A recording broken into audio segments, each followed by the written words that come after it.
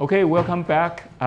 So today is the second day of this year's Hsu Lecture, and again we're very honored to have Professor Cho as this year's Hsu Lecturer.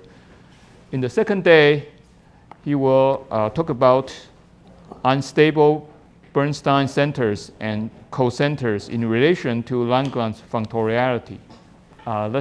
Please join me. Welcome Professor Cho again.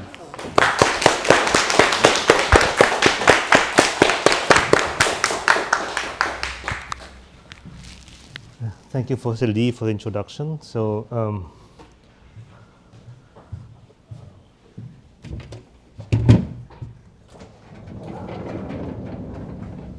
this will be a report on joint work with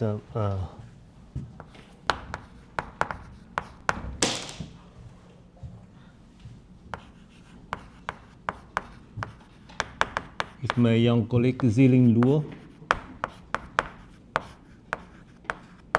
And it's fair to say that our work is very much inspired by some last work of Robert Langlands. So there was two papers. One is a joint paper with Franken, Langlands, and myself. And there's the very important papers. I think this must be one of the last papers, which by Langlands called Singularité and Transfert.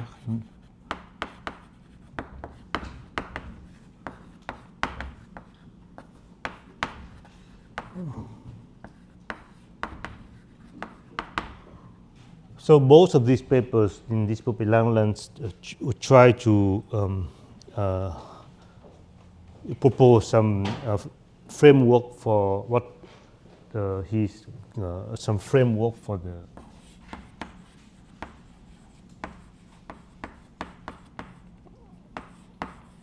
his functoriality conjectures.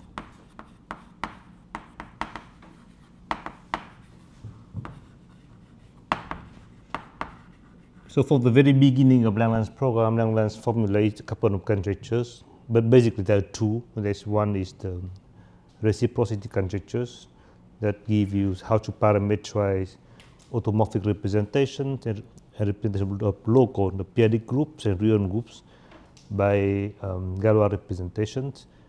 And the other one is, doesn't involve Galois representation per se, but how you transfer automorphic representation from one group to another.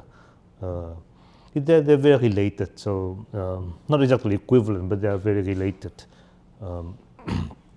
So in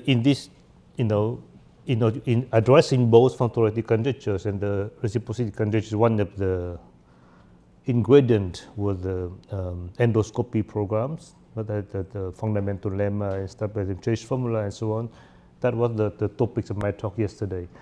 So today there's well, after that, we have a very long way to go to this kind of ultimated goal, that is functoriality conjecture and reciprocity conjectures. And that, as opposed to the endoscopy program, whereas Langlands have from the work out very precise program how to go there. But this is very elusive, right? Here he proposed more ideas at the end, but probably he need to live 50 years more to guide us. But all right. So that is my goal. And what Ziling and I do is very modest, but I think it gives some more promising calculation that seem to give of course Langlands are always right, but give some supporting evidence. All right. So let me. Because if you may be boring if you are, representation theorist, but I try to pretend that you don't know about representation theory. I just start by the very basic stuff about representation of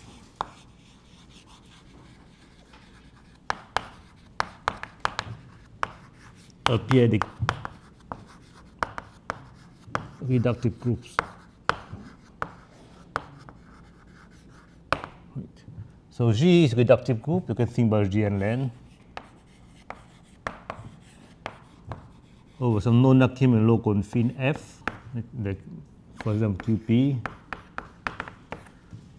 and I will just write G equal to GF to save some notations. So this is locally compact and totally disconnected group. It's not discrete though, and we want to study irreducible representation, a smooth representation of G. That are a map from G to acting on some infinite dimensional vector space.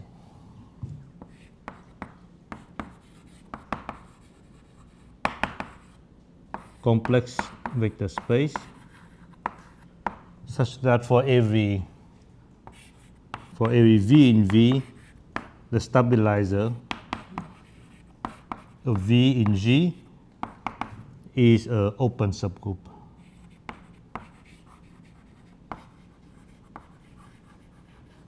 So because it's totally disconnected, you have a lot of you have a system neighborhood of entities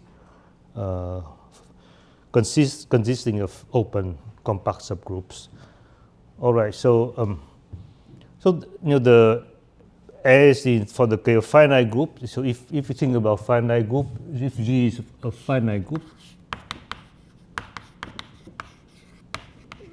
then to study repetitive G, you can form some called Hecke algebras, which is just the group algebra of G. Right? So the representation of G is equivalent to modules over H. So for this case of G, so H is need more some analysis to define H.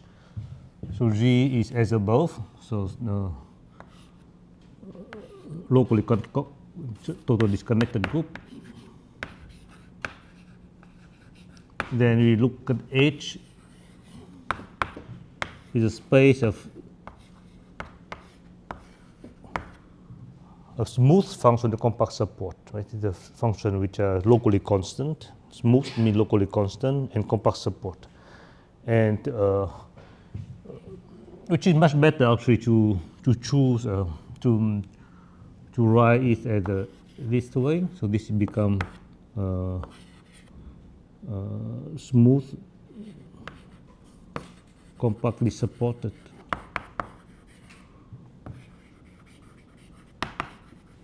Smooth measures on G, which just means that you multiply dG by some smooth function compact support, which are independent of the choice of dG.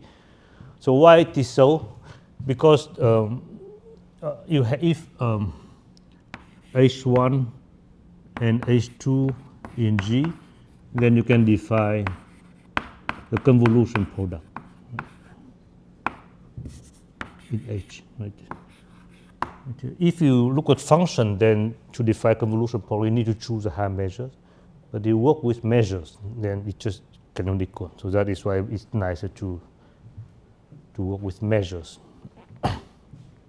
All right, and so it's very similar to this, but the thing is the H doesn't have unit.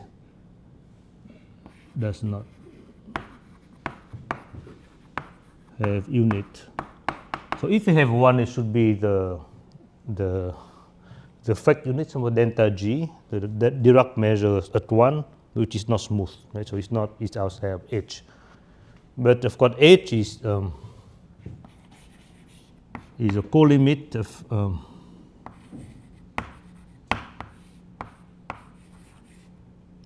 Hk, where K go over compact open subgroup of G. Right. When Hk is the subspace of measure which is left and right invariant by K, which the Hk can be written as EKH, EK. EK is the characteristic function of K times dg divided by volume of K dg. This is characteristic measures. Again, this is idempotent, independent of the choice of dg. So, for finite group, you have the center of this algebra, right? This computer algebra consists of central functions, and whose spectrum is the discrete set of irreducible representation of H. So in this, for periodic groups, you said that you can have a smooth representation of G is equivalent to the so-called non-degenerate.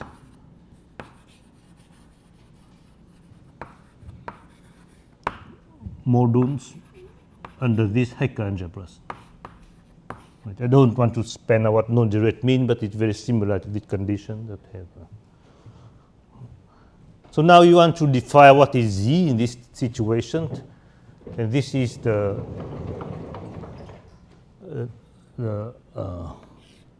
notion, very important notion of Bernstein center.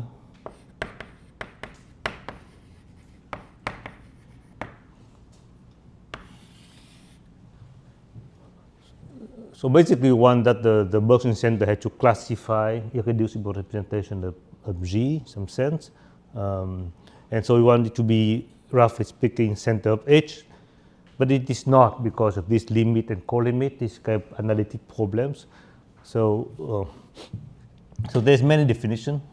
So one is you want it to classify representation in some sense. So the first definition is that this center, the Bernstein center of G, is a ring of endomorphisms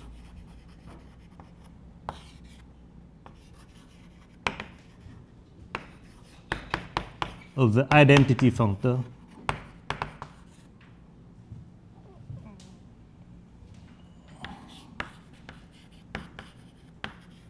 of these categories.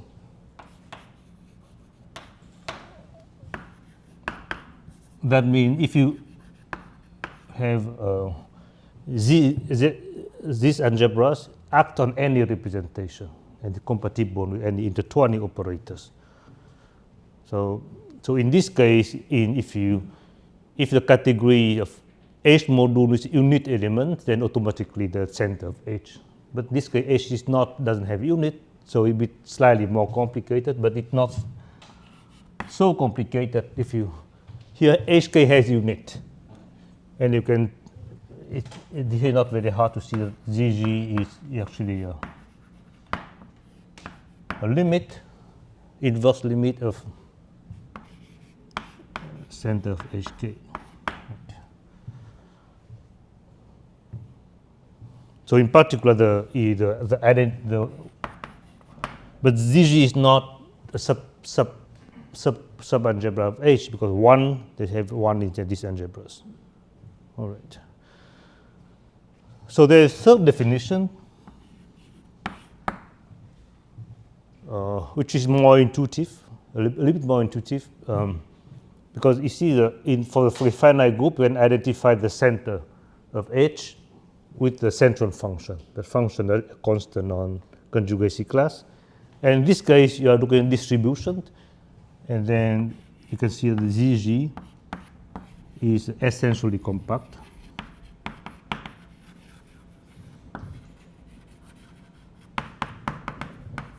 Invariant distribution.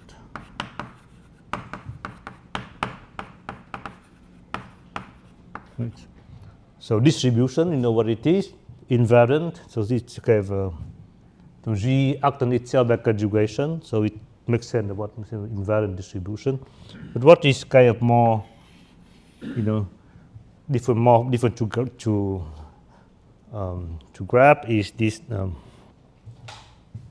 essentially compact. But this just means that it acts on H. So if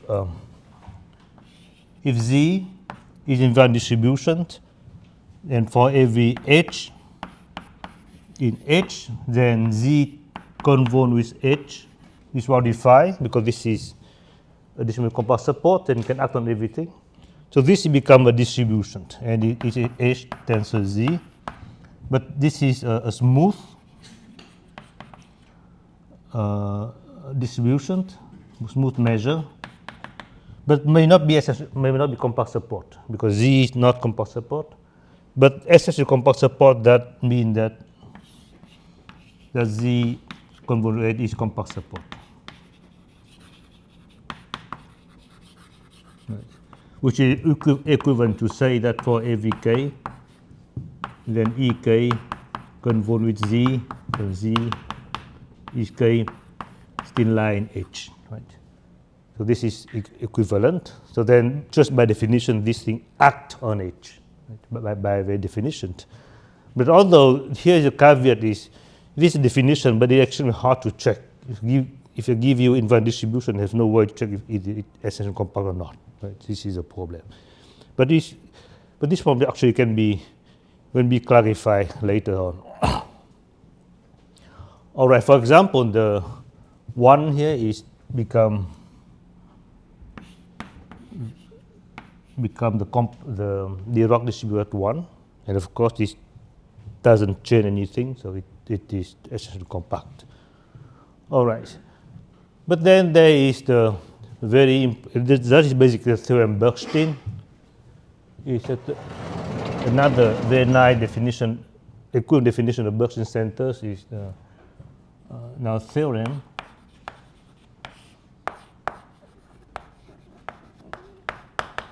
due to Bernstein say that the set, this is omega G, is a set of irreducible representation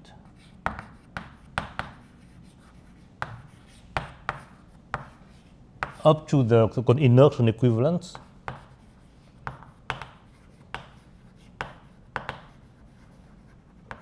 Inertials come from the Galois, so that means something Galois, but you can from the representation say you can just cuspidon equivalence. That means if pi, so every there's some classification process that say that every irreducible of G is a subquotient of some induction of some cuspidon, right? So it's going to be induction from some parabolic induction from some cuspidon representation of Levy factors. So this is cuspidon. And this is unique in some sense. And pi prime is equivalent if they are subquotient of the same induction. Right?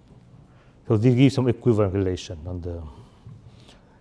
This is, for instance, if you have that the main example is that later on, it's already in S7 true. So the main example is the trivial representation and the Sternberg representation are equivalent because they is from the known normalized induction from the trivial representation. So this is the set, and Bernstein proved that this set has the canonical algebraic structures. So it's an algebraic varieties, finite dimensional algebraic varieties. It has just a lot of components, right? And all the components of the geometry are kind of boring. It's basically a torus divided by a finite group. But there's just a lot of components. And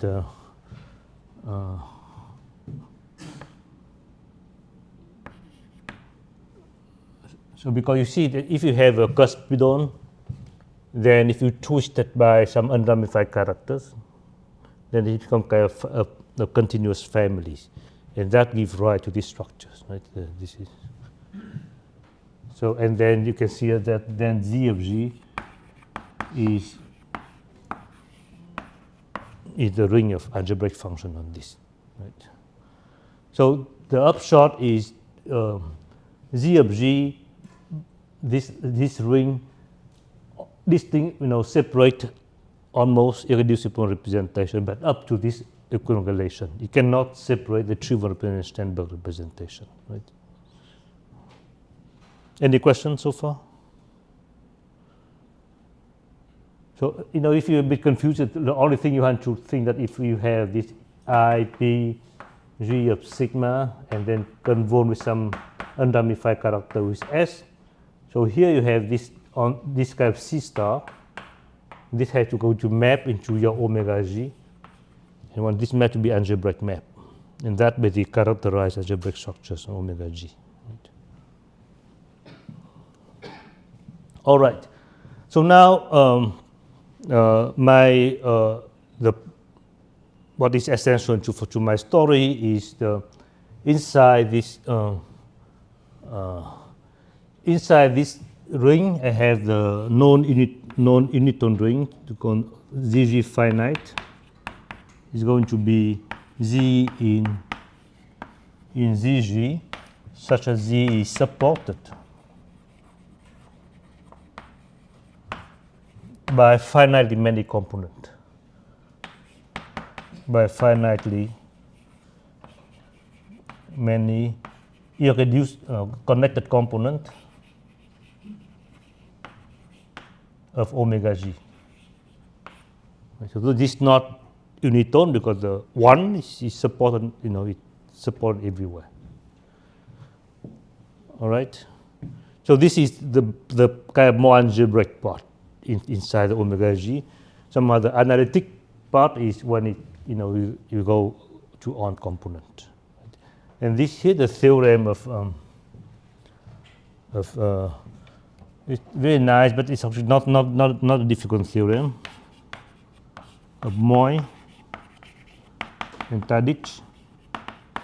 Say that when for Z inside this ZG field,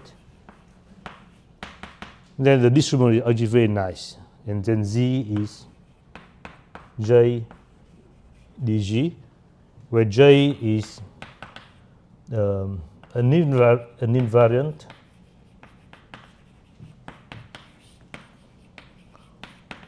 function on G, which is smooth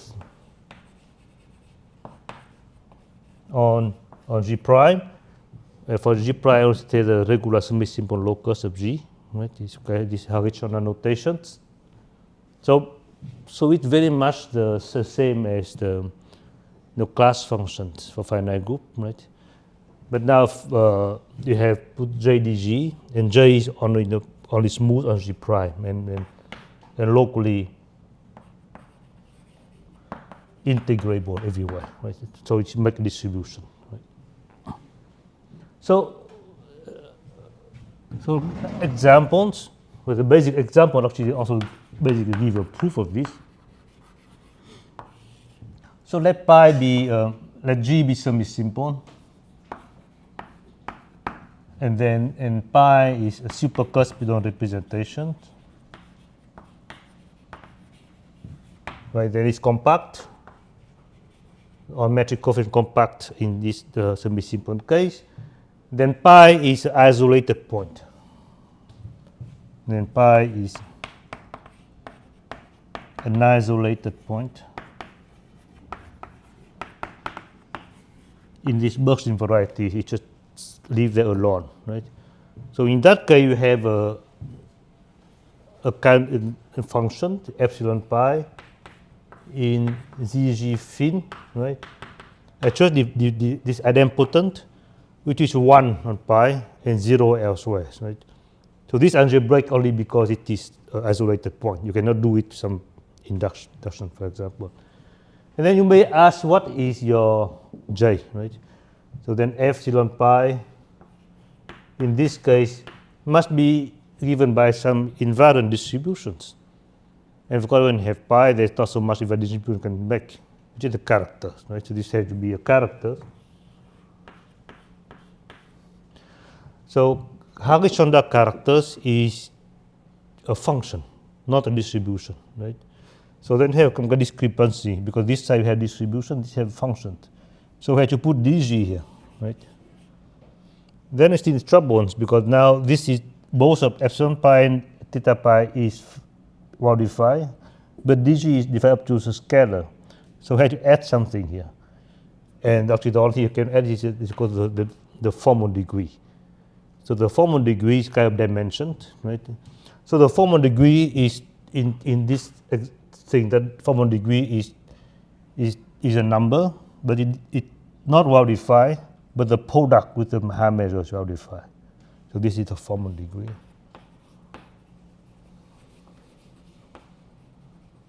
Right. And this is the character, and that's it. And then actually there's some kind of contra gradient here, but that is the formula. So this is formula in Bernstein, Delin. So of course, by Harishchandra characters, this is the smooth invariant function, smooth on G prime, a locally integrable function. This is Harishchandra theorem, right? And you see that is not monadic, can be derived from this because when you have only finitely many components, have some kind of Planck formula, so you can recover your function by integrating this thing over some compact torus, and they have to make a finite sum. So all this property is kept through that. All right. So anyway, you can think about this, right? This is the main example. All right. So so that is what I want to say about these Bernstein centers. And of course, there is some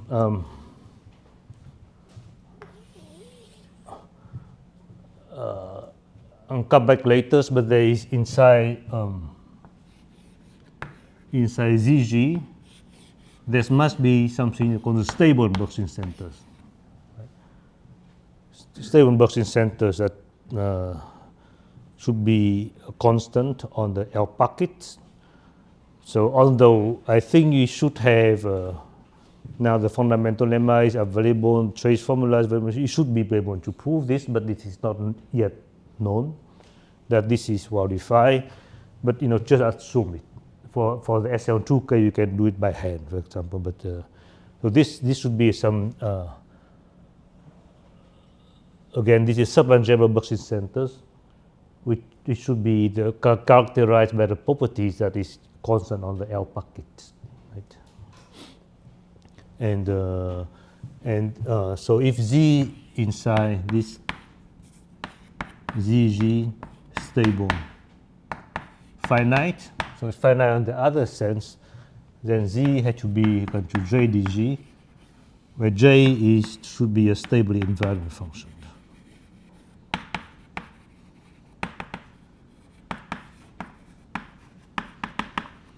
Which is smooth on G prime, right? So let's think about the K of G is SL2, which the only K that we have some kind of nice result. In this case, this means that I will come back to this later, but then it means J is a function of the trace variables. Because the stable conjugacy class is in SL2 given by the trace. So these are function one variables. Right? So this stable Bernstein center is it's just a function of one variable, smooth on G prime. So here we have F, and then G prime corresponds to F minus plus or minus 2.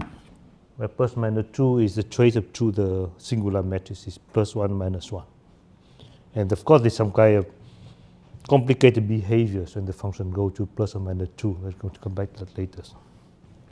All right, so now I want to move to something similar, but actually different. It's called the cocenters.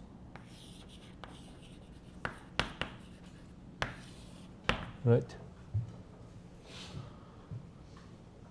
So the cocenters, if G is finite, then the cos, this is H. The cocenter C is the cocenter is always this H divided by by the commutators. Right? This is the cocenters. And in the case of finite group, you can see that you have the map from H to C, and it can be given by if you have some function H on H in C of G, and this is summation. This is function on conjugacy classes obtained by orbital integrons. That means to sum over conjugacy classes. Right? Well, this is here is something quite subtle, but you have to pay attention. You really want to sum over conjugacy class. You do not average. So the difference between summing of a conjugacy class and the average is the centralizers. Right? This is some kind of there's some cardinality of centralizers coming in. So in the case of G is periodic groups. So this H, this again C is H mod H. This is also the this is studied quite thoroughly by Kashdan, and for example, there is several interpretations of this. So for every H, the first interpretation, for every H in H, you have a function from the set of irreducible representations of G. So not induction equivalent, just the bare set of irreducible representations of G to C, given by if you have pi, then you can take trace of H on pi, right? So there's a kind of a theorem you have to irreducible smooth representation is admissible. And admissible say that you can take the trace. Right? So this is modified for every H and every pi, and that gives you some function on this. And this irreducible representation, you have this map from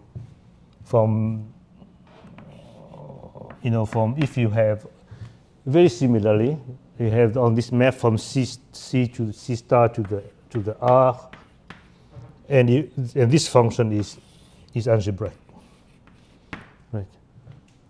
And you can characterize H by the set of functions on this set satisfy this condition.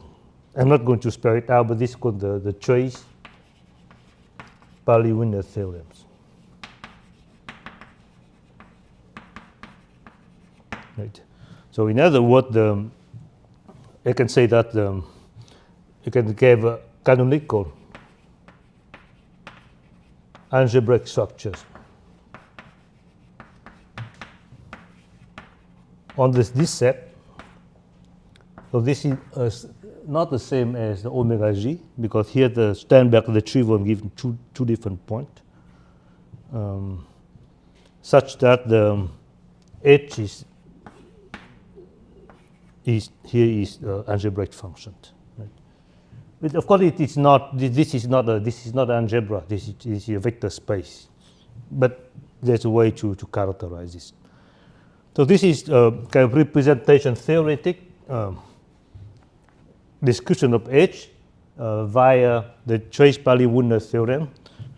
But I really want to connect that H to the functional conjugacy classes, just in finite group. So how can you do this? So we can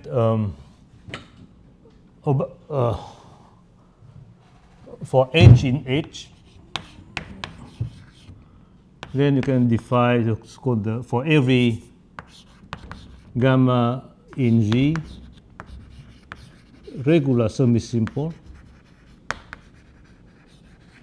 right? And then I can integrate H over the conjugacy class of H. Right? Then you can do the orbital integron of H gamma is G by G gamma of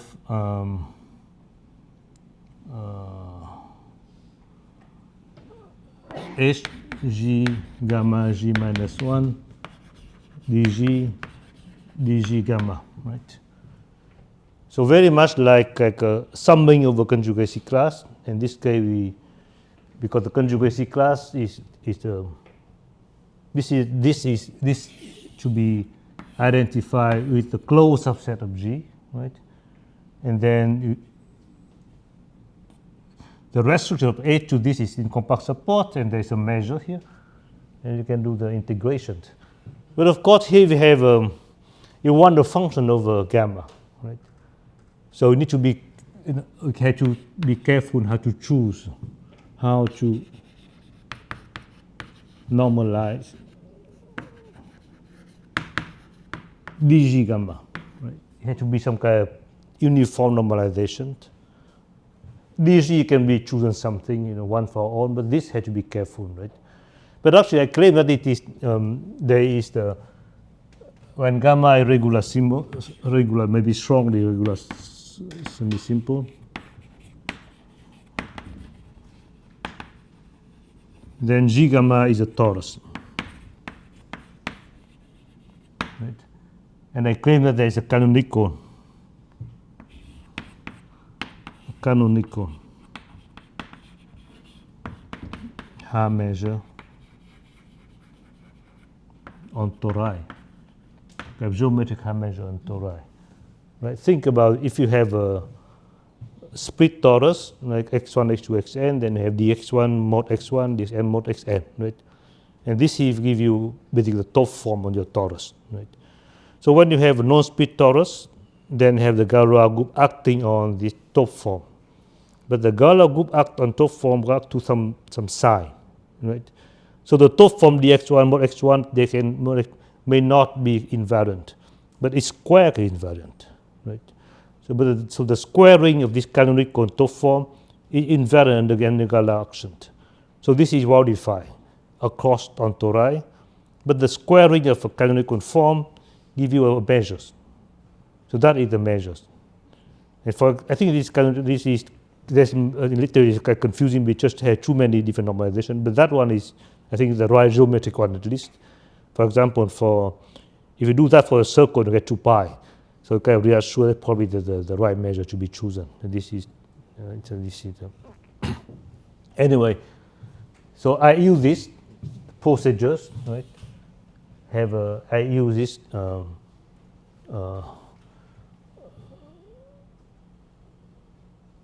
and then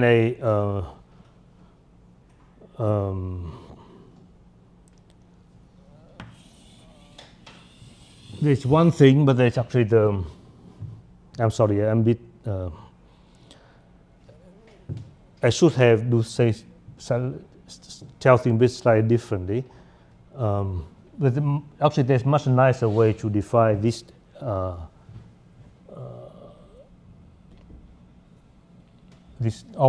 want to define this function gamma going to op. There's some delta here, right? I forget this delta here. This is some kind of square root of discriminant.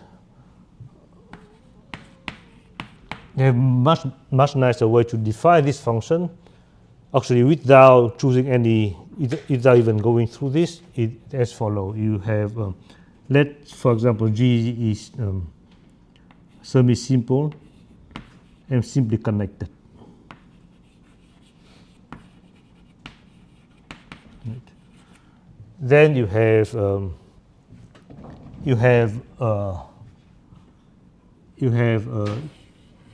map, algebraic map. Here I have to distinguish with the invariant quotient in the sense of yesterday, right? That is this is a phi space in this case. This is a phi. The dimension, the rank of the groups, and if I put f here, f point, right? And at least on the regular semi-simple part, this is the space of stable conjugacy class.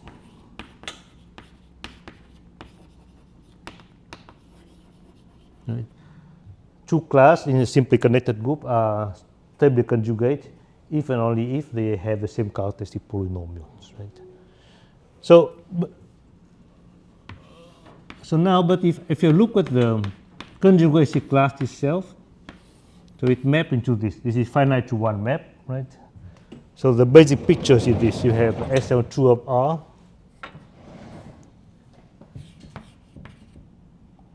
So G and SN2 and F can take a real number. And in this case, G mod G is just A1. Right. And so you have this stably conjugacy class, stable conjugacy class, classes is a lie, right? These real numbers given by the choice of your matrix. Of course, you have to remove the singular point, -2 and 2, right? So if you are hyperbolic, that means your choice has absolute value greater than 2, then there's only one conjugacy class.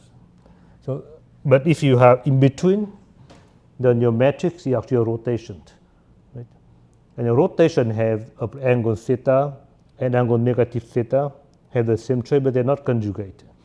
If you want to conjugate, you have to flip the plan, right? Flipping the plan that determines -1. So it's conjugated in GN2R or SN2C, but not SN2R. So this is why this space of conjugacy class have these pictures, right?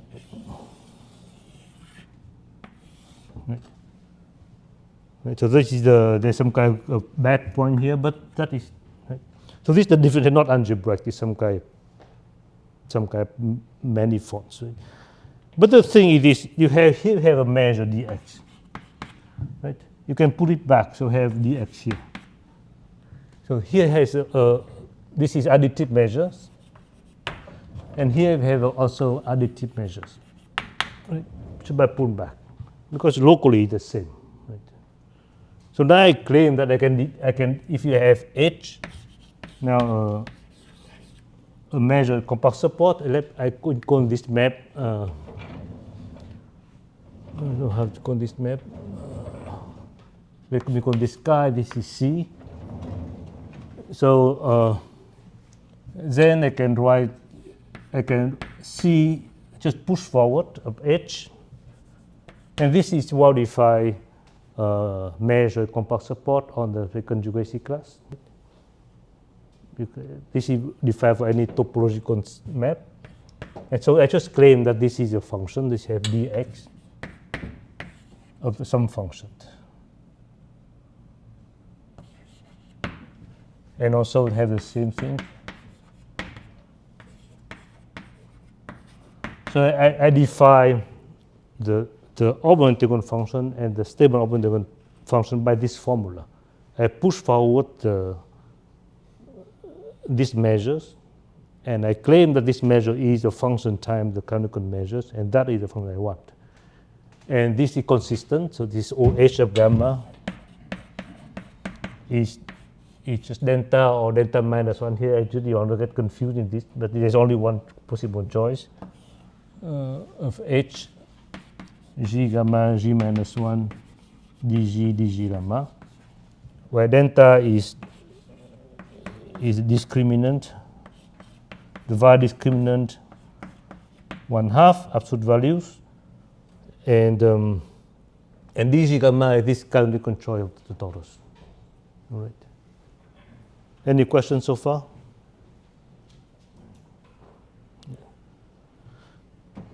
All right, so anyway, so this is the, in this way I can realize my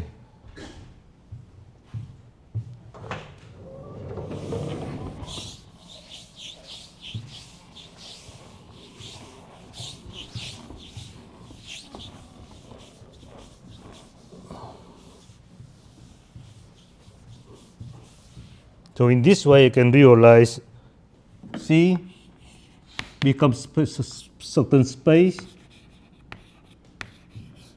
a function on GF conjugacy classes, right? Which is going to be compact support compactly supported, which is smooth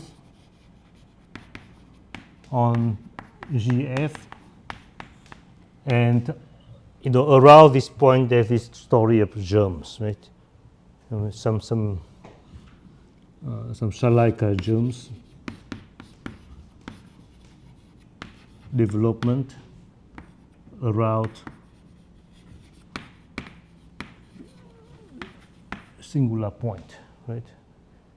I just could say that it's complicated, but already much better than the centers, because we know exactly what it is. It have to be compactly supported. It have smooth and have some development. So in other words, it actually has section, some shift on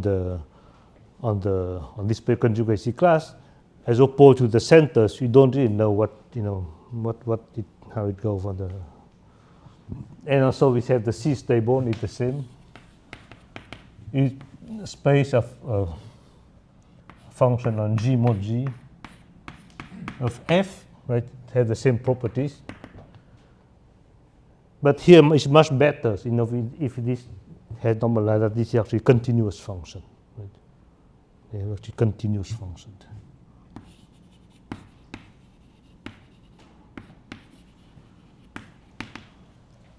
All right. All right, so I present kind of two main factors. There's one is the centers, right? And here is some kind of the cocenters, right? Both can be realized by the space of functions on the conjugacy classes or stable conjugacy classes. So from now on, you can look at stable conjugacy class. It's simpler. And what I claim that there is, and of course the C is a Z module, right? So the center act on H and act on the H bucket H, right? But of course, if you look at how this multiplication go on function, a conjugacy class is pretty difficult.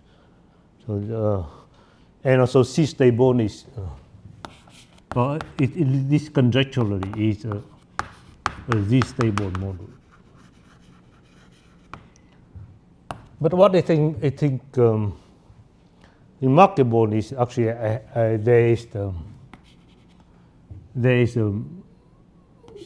what Zilling and me call the Laforgue transforms. It's going to be a canonical map from C to Z, which is Z linear.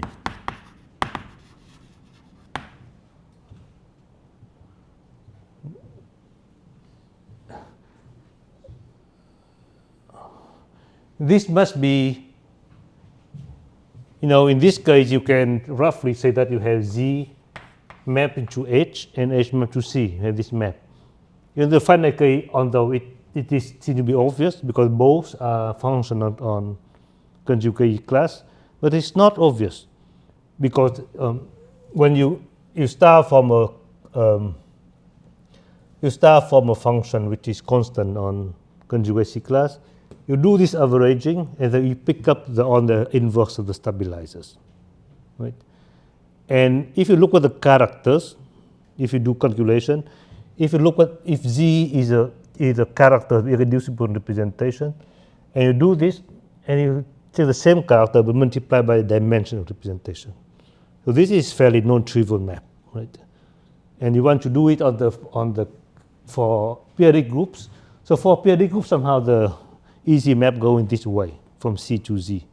So if you have H, so if you have H bar, H in let me put F in C, right? Then F by discriminating over there give you a function from irreducible representation from H for every representation take the trace, right? And then I can go into Z. So Z is function on something coarser, right? On some irreducible representation up to Cuspidon equivalence. And then what I do is, if pi is in here, if pi is induced, parabolic induced from this, and I declare that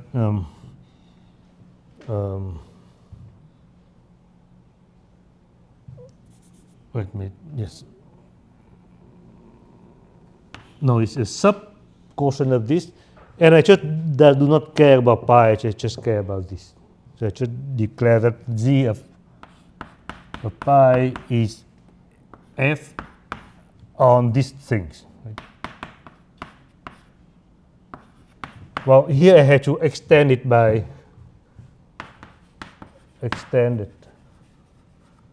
linearity.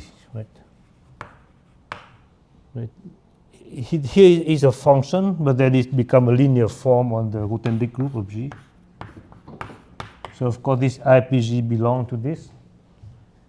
So extend by linearities, but that because of this I assure that Z is algebraic function on omega G. So when you look at the pictures, you can do the same with Stable if you want.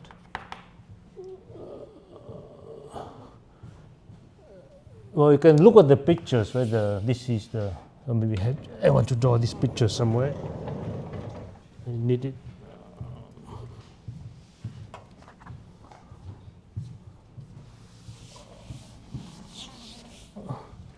So in SL2 of R, my favorite pictures is this. You have the circle to represent the principal series, right? And then you, at some point here, there's some confusion with the Trivand and the Sternberg. And then you have on the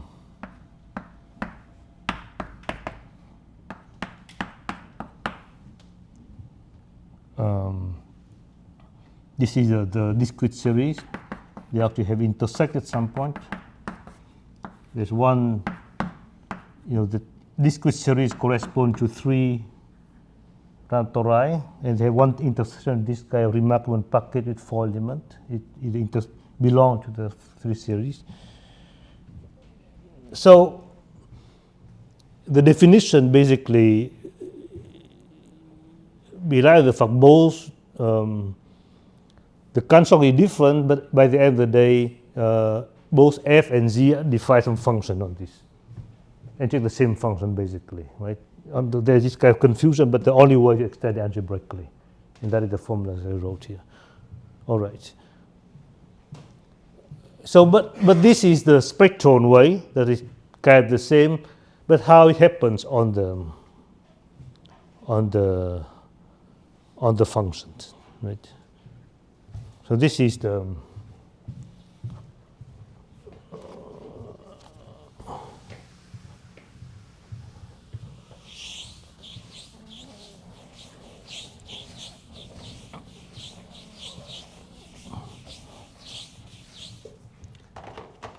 so this is the thing is this. So if you have C mapped into Z, and this is actually subjective map, right?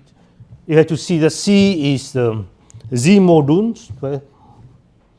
Almost free of rank 1. So by mapping C mod Z, you just mod out by some torsion at this point. That's what you do, right? But then there's actually a map which is more important called Laforgue section. That map from Z to C. This one is not subjective, but it has the image is a codimension 1. So that I'm going to describe this map. Right. So if pi is a super Caspidon, right, and then the epsilon pi, which is idempotent on this pi, is given by this theta pi check d pi dg, right? So it's basically this character thing, right? right? And then this thing mapped into something quite remarkable is it removes the theta pi. I have a blank here. I think you remove theta pi and then you take the theta pi elliptic. So this is ZP going to map to F pi, the corresponding element, the canonical element in the cocenters, which is this. That means theta pi times the elliptic element. So just cancel everything on the hyperbolic element. So just remove this part and time delta times volume minus 1. So this is the formula. So delta is the discriminant, have to insert it in, and volume minus 1 is the volume of the centralizers. So this is the formula. This is the similar formula as what I call finite group. When you go to the center coincidence, it has this volume thing. But this is but what is kind of very remarkable formula, this is the main theorem,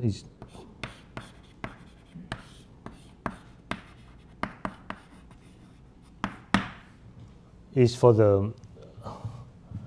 G equal to SN2, and then the Laforgue section of the from Z stable to S stable have this formula. So if Z is the form J dg, now J is the function of trace variable, then going to be mapped into F, have this remarkable form is the Fourier transforms, a Fourier transform inverse, maybe psi minus 1 here, of J divided by absolute values. So this is the main formula.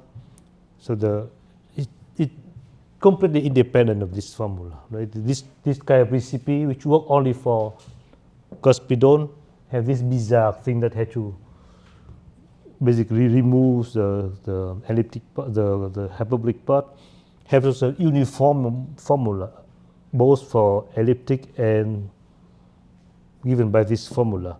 And it just this formula is really appears somewhere in Laforgue's works. Right? Of course, it doesn't a way of this interpretation, but it does appear in his work. That's why you call it Laforgue transform. Okay. All right. So I'm running out of time, but I have to explain why we want this kind of formula. So our conjecture is this kind of nice form should exist for every group. For every group have this form. So endoscopy allow you to go from Z to Z stable, and go from Z stable to C stable. There's some kind of transform, which is should be some kind of motivic formula. It's very there's Fourier transform and polynomials basically, right? And what's a remarkable fact is that this transform is actually satisfy Poisson summation formula, right? Because this divided by absolute value doesn't change Poisson summation, and Fourier neither, right? I don't know how to use it, but this is a fact. All right, so now in the remaining 2 minutes, I want to say something why we do on this.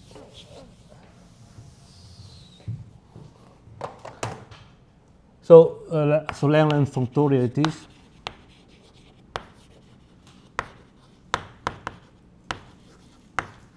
So you have that if you have H and G are two groups, then you have assume that you have a map from L packet of H to L packet of G, right? This is a kind of functoriality conjecture, and it should be compatible with global. And here it's the same as a map from homomorphism of algebra from ZG stable to ZH stable, right? When you put back his packet. But Langlands, in his last work, insists that we should consider the stable transfer that map the stable characters to stable character of G, right? So these things can be realized as function on the the stable quotient, and this given by some integral formula that we want to study. So in this, if you stable transfer can be translated in the fact that you have a map from G stable to C stable, right? Langlands transfer map is this map, which has to be linear with respect to this, right? And I claim that we have this thing. This is the a ring map, and this is the module maps over the ring map, right? And this is the Laforgue section. Some of the Laforgue section of Laforgue should bring these commutative diagrams, right? So the Laforgue section is kind of realized between the transfers as a set theoretical map and the linear transfer of characters. The Laforgue section has to do that, right? And I'm just I'm ending here is if G is SL2 and H is a torus, is the E star E1, so the norm one element is some quadratic extension, then on this map can be realized by the same kind of formula. So this is on this map is always the form Fourier transform of psi and Fourier transform of whatever here, and here you can choose either the multiply by the quadratic character associated to the quadratic extension and divide by absolute values, or do both. So they have three choice, and that give you these diagrams. So for example, this is the Langlands transfer map. Is you just multiply by the psi, and whereas this map has to do both, right? And okay, so just and here something very kind of it look out of blue, but actually connect to something that we all know from do calculus. So in the case of real numbers, right, this is SL2R, and this is going to be C1, right, the circle. So representation of C1 on the form Z to the Z to the N, right? And if we do this kind of thing on the trace, we have to do Z to the N plus Z bar to the N, right? And you want to write this as the function of Z plus Z bar. And you have this Chebyshev polynomial doing that. So this is, I don't know if it's U or T, but it's probably UN. The first guy writing the cosine of n theta and sine of n of theta, right? So this is the first family of function. And then the second family of function is the irreducible character SU2, right?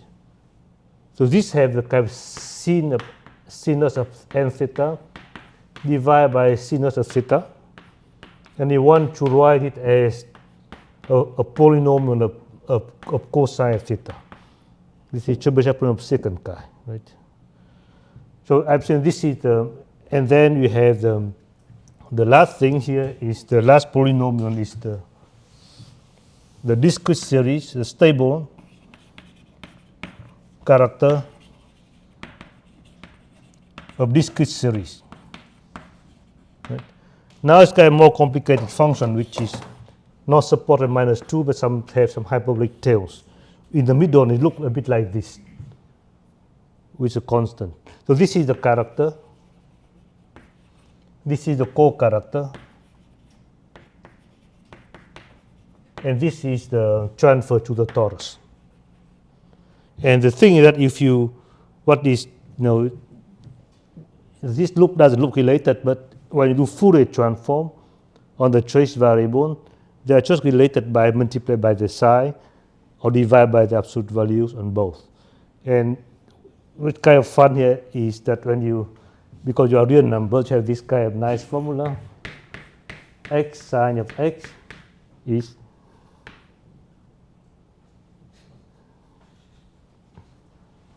I think it is x, right? And you multiply by x on the Fourier side, right? Differentiation on the first side.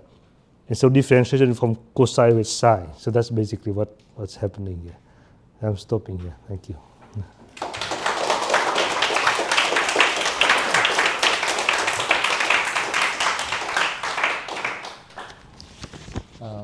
Question for speaker? Yes. So what's the main difficulty in proving the theorem? For this? Yeah. Well,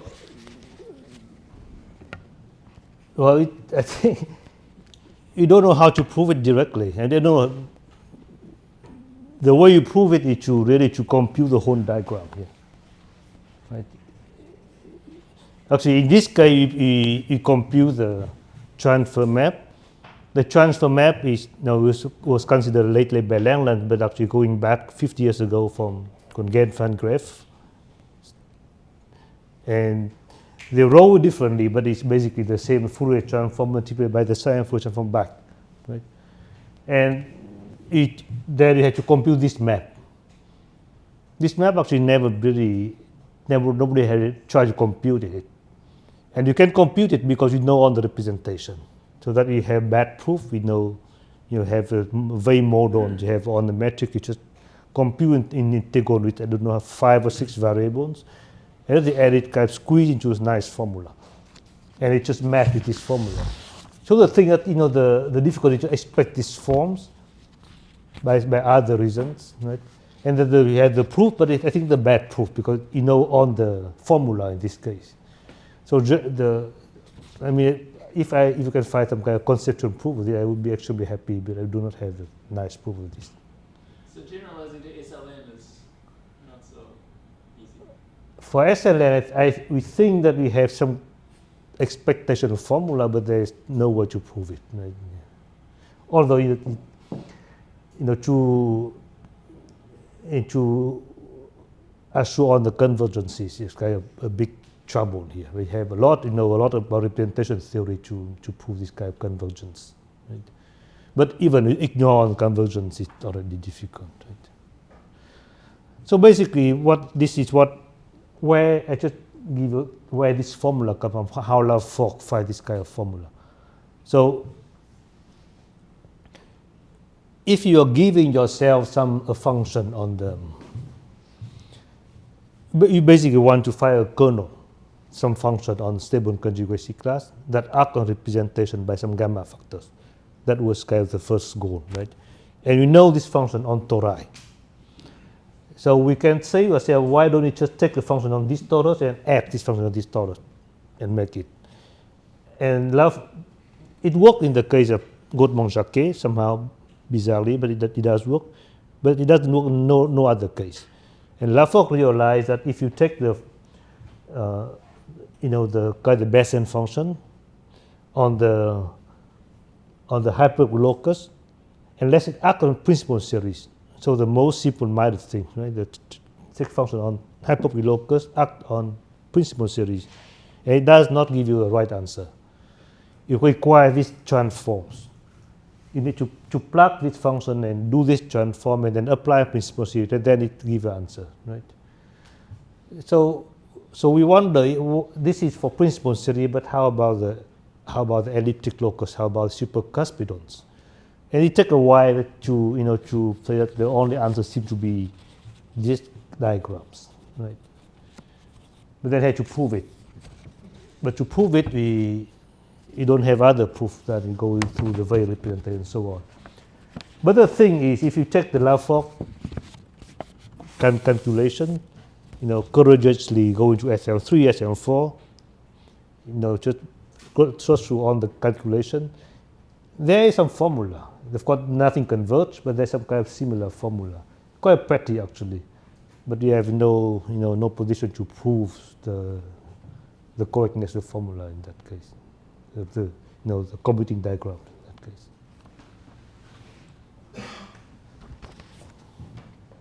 Any further questions? Yes. Your works have been described as related to some aspects of high energy physics. Okay. It happens to relate to quantum physics. Can you describe? Well, I am completely ignorant both on quantum physics or high energy physics, but my previous talk had to do with Higgs bosons, and notion Higgs boson apparently derives from Higgs particles, but it's beyond my expertise. Yes.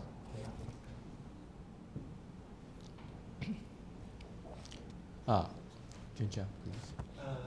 Is there a meaningful legal about analog of this theory? No. I don't know. We don't know. On the Lian Japan, you do have the cocenters, but but then there's some centers acting on it, but I don't know. Yes. But you see, this is on because you asked, you like Schlecker germ. You see, this part is described by Schlecker germ. This part, you don't know what it is. So apply the transform, going from something that we know locally to something that we don't know locally.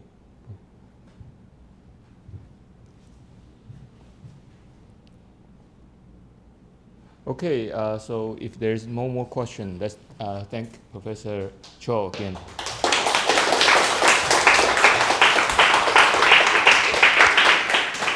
So tomorrow there will be a last lecture on character sheaves on loop Lie algebras.